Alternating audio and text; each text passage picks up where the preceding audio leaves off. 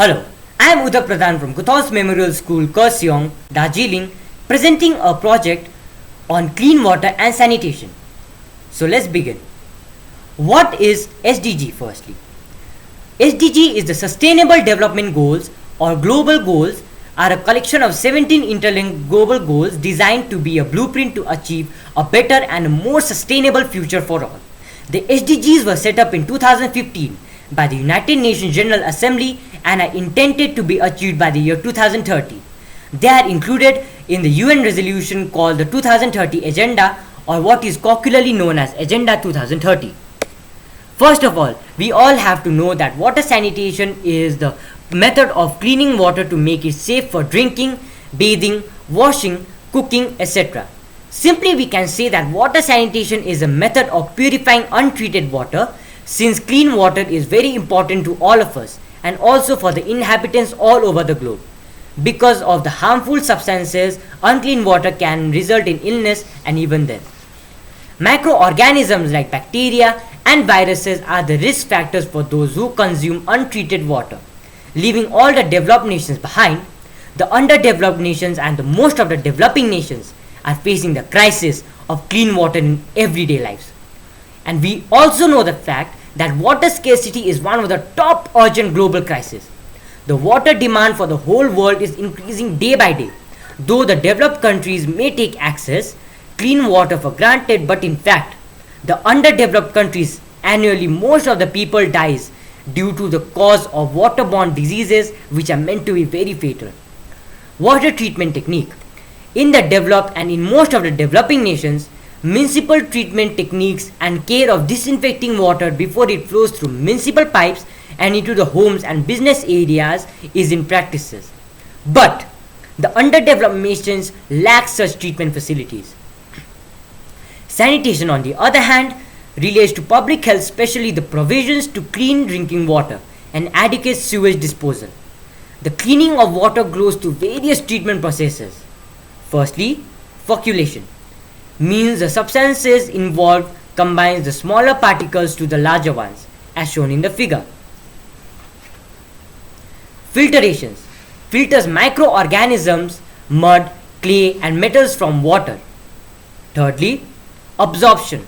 The activated carbon used to absorb and remove unwanted contaminants and colors and sometimes tastes. Fourth, disinfections. By using chlorine or chloramine, the water is treated to kill the microbes. Here are some recent steps undertaken in India for the clean water and sanitation. Firstly, Telangana has its own brand of drinking water, Mission Bhagirathi. Secondly, IIT Jodhpur develops new low-cost water purification treatment unit for schools in rural Rajasthan. And thirdly, nanoparticles are being used as absorbers for heavy metals for purifying water. But in our daily lives and in some rural areas, the above treatment techniques are hardly used. The traditional and the most conventional way which I have noticed is that parents used to boil the water above higher degrees to get it cleaned enough for drinking. I also saw my father used to put some alum and sometimes little amount of bleaching inside water storage tanks in our house. On the other hand, only house cleaning of water is not enough. In this so-called the civilized world, the biggest and the burning problem is the garbages and the waste, whether it is from an individual house or communities. The habit of throwing everyday garbages inside the streams or jhoras is causing a great threat to us, since the water which flows along gets worse and toxic sometimes. Also due to the careless throwing of medical waste. The water turns more toxic and unknowingly consumptions of those by the inhabitants of nearby villages of towns result in fatal illnesses. We must learn and make a habit to segregate the waste if we want to throw garbages anyway. Sanitation and hygiene. In the underdeveloped and most of the developing nations, the basic sanitation facilities are lacking. The system of service, treatment and proper sewage facilities are still lacking. The practice of making sewage exit in streams and jhoras need to be stopped, and the practice of making septic tanks shall be very good.